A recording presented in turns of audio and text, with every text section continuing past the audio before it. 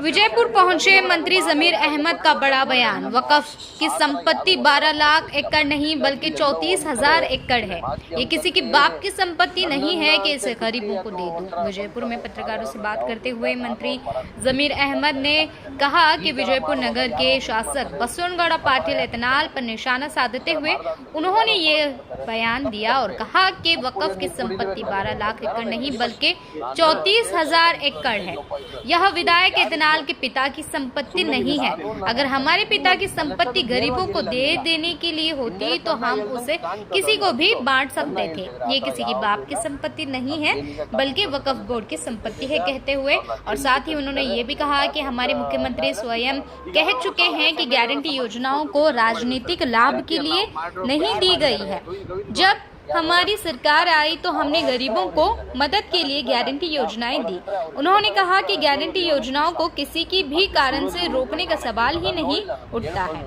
लोगों को हमारी सरकार से उम्मीद जुड़ी हुई है। गारंटी से अनुदान देने में थोड़ी सी देरी हुई है। उन्होंने ये स्वीकार किया और कहा कि 55,000 करोड़ गारंटी योजनाओं को की जाएंगी। गारंटी और अनुदान जैसे कोई बात नहीं है। हमने गारंटी के साथ विकास का पैसा भी दिया है। जमीर अहमद ने स्वीकार किया कि गारंटी के काज में थोड़ी सी देरी हो रही है। तो देखिए इस पर एक नजर। ಈ ಸರ್ಕಾರದಿಂದ ಕೆಲವರಿಂದ ಒತ್ತಡ ಇತ್ತು ಅನ್ನೋ ಆರೋಪ ಮಾಧ್ಯಮದಲ್ಲೇ ಬಂದಿರೋದು ನೋಡಿದ್ದೀನಿ ನಾನು. ಆ ತರ ಯಾರು ಒತ್ತಡ ಮಾಡಕ್ ಹೋಗಿಲ್ಲ. ಪರ್ಟಿಕ್ಯುಲರ್ಲಿ ಎಲ್ಲೋ ಒಂದ್ ಕಡೆ ಮಾಧ್ಯಮದಲ್ಲಿ ನನ್ನನ್ನ ಅಂತ ಹೇಳ್ಬಿಟ್ಟು ಅದು ಒಂಥರ ಬಂತು. ಅದು ಆ ತರ ನಾನು ಯಾವುದು ಇಲ್ಲ. ನಾನು ಅವ್ರು ಬಹಳ ಸ್ನೇಹಿತರು ಇಲ್ಲ ಅಂತ ಇಲ್ಲ. ಈ ತರ ಮಾಡುವಾಗ ಯಾರು ಅವ್ರು ಇದು ಮಾಡ್ತಾರೆ, ಅವ್ರ ಪರ ಯಾರು ನಿಂತ್ಕೊಂತಾರೆ ಹೇಳಿ? ಈ ತರ ಮಾಡ್ದಾದ್ಮೇಲೆ ಯಾರು ಅವ್ರ ಪರ ನಿಂತ್ಕೊಂತಾರೆ? ತಪ್ಪೆ. ಉಪ್ಪು ಕುಡಿಯೋ ನೀರು ಕುಡಿಲೇಬೇಕಾದ್ರೆ ಯಾರು ಬಡಿ. ನಾನಿದ್ರು ಅಷ್ಟೇ, ದರ್ಶನ್ ಇದ್ರು ಅಷ್ಟೇ, ಇನ್ನೊಬ್ಬ ಇದ್ರು ಅಷ್ಟೇ, ಯಾರಿದ್ರು ಅಷ್ಟೇ. ಸುಮ್ಮನೆ ನನ್ನ ಹೆಸರು ನೇರವಾಗಿ ಹೇಳಿಲ್ಲ. ನೀವೆಲ್ಲ ಇಂಡೈರೆಕ್ಟ್ ನನ್ನ ಹೇಳ್ದಂಗೆ ಕಾಣ್ತದ ಅನ್ಸ್ತು. ನನ್ನ ಹೇಳ್ತಿದ್ರೆ ಆ ತರ ಯಾವುದು ಇಲ್ಲ. ಅದು ಏನಿದೆ ಕಾನೂನು ಚೌಟದಲ್ಲಿ ತನಿಖೆ ನಡೀತಾ ಇದೆ. ಈಗ ಅವ್ರನ್ನ ಜೈಲಿಗೆ ಕಳಿಸಿದ್ದಾರೆ. ನ್ಯಾಯಾಲಯ ತೀರ್ಮಾನ ಮಾಡಿ. ಈಗ ಕಾಂಗ್ರೆಸ್ MLA ಅವರು ಸಮರ್ಥಿಸಿಕೊಳ್ತಿರೋದು ಕೆಲಸ ಮಾಡಿದ್ರು ಸರ್. ಆ ರೀತಿ ಅಲ್ಲ ಅವ್ರು ಮಾಡಿರೋ. ಯಾರು ಮಾಡಿದ್ದಾರೆ? ಗೋವಿಂದ ಗೌಡ ಅಂತ ಹೇಳಿ ಯಾರು ಶಾಸಕರು, ನಿಮ್ಮ ಕಾಂಗ್ರೆಸ್ ಶಾಸಕರು. ಅವ್ರವ್ರ ಅಭಿಪ್ರಾಯ ಅವ್ರು ಹೇಳಿದ್ದಾರೆ. ನನ್ನ ಅಭಿಪ್ರಾಯ ನಾನು ಹೇಳಿ. ಅವ್ರ ಅಭಿಪ್ರಾಯ ಅವ್ರು ಹೇಳಿದ್ದಾರೆ. ನನ್ನ ಅಭಿಪ್ರಾಯ ಪ್ರಜ್ವಲ್ ರೇವಣ್ಣ ಕೇಸ್ ಆದ ತಕ್ಷಣ ಮತ್ತೆ ಸೂರಜ್ ಅವ್ರ ಪ್ರಕರಣ ಕೇಳಿದ ನಾನು ನೋಡಿಲ್ಲ. ನಾನು ಕೇಳ್ಪಟ್ಟು ನನಗೆ ನಾನು ನೋಡಿಲ್ಲ. ಅದು ನೋಡಿಲ್ಲ. ಈಗ ವಿಜಯಪುರ ಶಾಸಕ ಯತ್ನಾಳ್ ಅವ್ರು ಹೇಳ್ತಾರೆ ವಕಫ್ ಆಸ್ತಿ 12 ಲಕ್ಷ ಎಕರೆ ಇದೆ, ಅದನ್ನ ಬಡವರಿಗೆ 12 ಲಕ್ಷ ಎಲ್ಲ 34 ಲಕ್ಷ ಆಗ್ತದೆ. 12 ಲಕ್ಷ ಇಲ್ಲ. ವಕ್ಫ್ ಆಸ್ತಿ ಇರೋದು 34,000 ಎಕರೆ ಇರೋದು.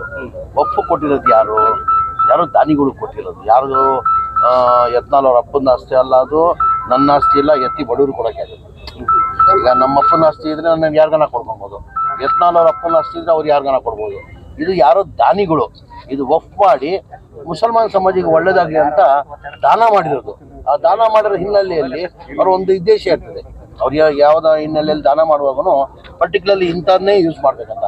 ಎಜುಕೇಷನ್ ಪರ್ಪಸ್ ಯೂಸ್ ಮಾಡಬೇಕು, ಕಬ್ರಸ್ತಾನ್ ಯೂಸ್ ಮಾಡಬೇಕು, ಈದ್ಗಾ ಯೂಸ್ ಮಾಡಬೇಕು, ಇಲ್ಲ ಮಸೀದಿ ಕಟ್ಟಬೇಕು, ಜನಗಳಿಗೆ ಒಳ್ಳೇದಾಗದಂತಾನೆ ದಾನ ಮಾಡೋದು. ಸುಮ್ಮನೆ ಯಾರು ಕೊಡಲ್ಲ. ಏನಕ್ಕಂದ್ರೆ ಅವ್ರ ರಿಲೇಷನ್ ಇರ್ತಾರೆ. ಅದ್ ಬಿಟ್ಟು ಏನಕ್ಕೆ ಇದು ಮಾಡ್ತಾರೆ? ಅವ್ರ ಆಸ್ತಿನೋ ನನ್ನ ಆಸ್ತಿ ಇದ್ದಿದ್ರೆ, ನಮ್ಮ ಅಪ್ಪನ ಆಸ್ತಿ ಇದ್ದಿದ್ರೆ ನಾವ್ ಯಾರಿಗಾನ ಹಂಚ್ಬೋದು. ಯಾರ ಅಪ್ಪನ ಆಸ್ತಿ ಇಲ್ಲಲ್ಲ. ಇದು ವಕ್ಫ್ ಆಸ್ತಿ. ಇದು ಹೆಚ್ಚಿನ DCM ಸ್ಥಾನಗಳಿಗೆ ಈಗ ಬೇಡಿಕೆ ಶುರುವಾಗಿದೆ ಸರ್. ಇನ್ನಷ್ಟು DCM ಸ್ಥಾನಗಳನ್ನ ಕೊಡಬೇಕು ಅಂತ ಇಲ್ಲ ಮುಂಚೆಯಿಂದ ಎಲ್ಲರಿಗೂ ಅದು ಕೇಳೋದ್ರಲ್ಲಿ ತಪ್ಪೇನಿದೆ. ಅದು ಕೇಳೋದು ತಪ್ಪೇನಿದೆ. ಎಲ್ಲರಿಗೂ ಒಂದು ಇದ್ದೇ ಇರ್ತದೆ. ಅವ್ರ ಸಮಾಜದಲ್ಲಿ ಎಲ್ಲರಿಗೂ ಉಪಮುಖ್ಯಮಂತ್ರಿ ಕೊಡ್ಬೇಕಂತ ಬೇಡಿಕೆ ಇದೆ. ಕೇಳೋದ್ರಲ್ಲಿ ತಪ್ಪೇನಿಲ್ಲ ಅಲ್ಲ. ಮುಸ್ಲಿಂ ಎಲ್ಲ ಸಮಾಜದ ಬೇಡಿಕೆ ಇದೆ.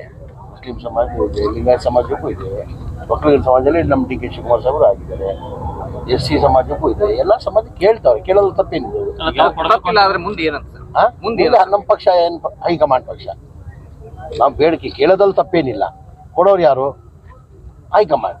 ಈಗ ತೀರ್ಮಾನಗಳು ಬೇಗ ಆಗದೆ ಹೋದ್ರೆ ಸಮುದಾಯಗಳಲ್ಲಿ ಅಸಮಾಧಾನ ಶುರುವಾಗುತ್ತೆ. ಆಂತರಿಕ ಇದನ್ನ ಶುರುವಾಗುತ್ತೆ ಅಸಮಾಧಾನಗಳು. ಆ ತರ ಇಲ್ಲ. ಬೇಡಿಕೆ ಇಟ್ಟಿದ್ದೀವಿ.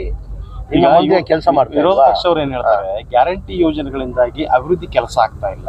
ಈಗ ನಾವು ಗ್ಯಾರಂಟಿ ನೆನ್ನೆ ಮಾನ್ಯ ಮುಖ್ಯಮಂತ್ರಿಗಳು ಹೇಳಿಕೆದವ್ರು ನೋಡಿರ್ಬೋದು. ನಾವು ಗ್ಯಾರಂಟಿಗಳು ಕೊಟ್ಟಿರೋದು ನಾನು ರಾಜಕೀಯ ಲಾಭ ಆಗ್ಬೇಕಂತ ಹಿನ್ನೆಲೆಯಲ್ಲಿ ಕೊಟ್ಟಿಲ್ಲ. ನಾವು ಬಡವರಿಗೆ ನಮ್ಮ ಸರ್ಕಾರ ಬಂದು ಬಡವರು ಸಹಾಯ ಆಗಲಿ ಅಂತ ಹೇಳಿರೋದು. ಇನ್ನು ನಾವು ನಿನ್ನೆ ಮಾನ್ಯ ಮುಖ್ಯಮಂತ್ರಿನೂ ಹೇಳಿಕೆ ಕೊಟ್ಟಿದ್ದಾರೆ. ಈ ಗ್ಯಾರಂಟಿಗಳು ನಿಲ್ಲಿಸೋದು ಪ್ರಶ್ನೆನೇ ಬರಲ್ಲ. ನಾನು ಇರೋವರೆಗೂ ಅಭಿವೃದ್ಧಿ ಕೆಲಸ ಆಗ್ತಾ ಇಲ್ಲ, ಮುಂದೋಗ್ತದೆ. ಇನ್ನ ಮುಂದೆನೂ ಈ ಗ್ಯಾರಂಟಿಗಳು ಡೆವಲಪ್ಮೆಂಟ್ ಆಗ್ತಾ ಇಲ್ಲ ಅಂತ ಹೇಳ್ತಾರೆ. ಸರ್ ಆಗ್ತಾ ಇದೆಯಲ್ಲ, ಎಲ್ಲಿ ಡೆವಲಪ್ಮೆಂಟ್ ಆಗ್ತಾ ಇದು ಉತ್ತರ ಕರ್ನಾಟಕ ಭಾಗದ KBJNL ಅಲ್ಲಿ ಯಾವುದೇ ಗುತ್ತಿಗೆ ಕಾಮಗಾರಿನೇ ಆರಂಭ ಆಗಿಲ್ಲ. ನೀರಾವರಿ ಯೋಜನೆಗಳ ಕೆಲಸ ಆಗ್ತಾ ಇಲ್ಲ. ಅನುದಾನನೂ ಕೊಡ್ತವ್ರೆ, MLA ಅನುದಾನ ಕೊಡ್ತವ್ರೆ.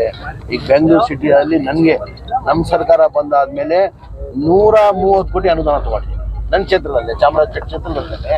ನಮ್ಮ ಸರ್ಕಾರ ಬಂದು 1 ವರ್ಷದಲ್ಲೇ ಬೆಂಗಳೂರು ಸಿಟಿಯಲ್ಲಿ ಯಾವತ್ತೂ ನಮಗೆ ಅಷ್ಟು ದುಡ್ಡನ್ನು ಸಿಕ್ಕಿರಲಿಲ್ಲ.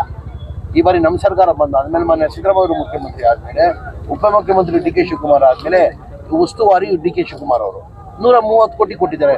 ಇನ್ನೊಂದೊಂದು ಬಹಳ ದಿನದಿಂದ ಪ್ರಪೋಸಲ್ ಪೆಂಡಿಂಗ್ ಇತ್ತು, ರೋಡ್ ವೈಂಡಿಂಗ್ ಆಗೋದು 160 ಕೋಟಿದು. ಅದು ನಿನ್ನೆ ಸ್ಯಾಂಕ್ಷನ್ ಮಾಡಿ ಬುಧವಾರ ಟೆಂಡರ್ ಕರೀತಾವ್ರೆ.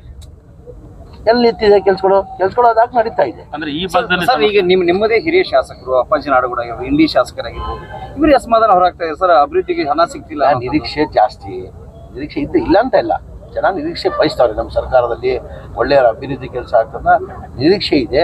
ನಾನು ಗ್ಯಾರಂಟಿಯಿಂದ ಇದಾಗಿದೆ ಅಂತ ಹೇಳಕ್ ಸಿದ್ಧ ಇಲ್ಲ ನಾನು.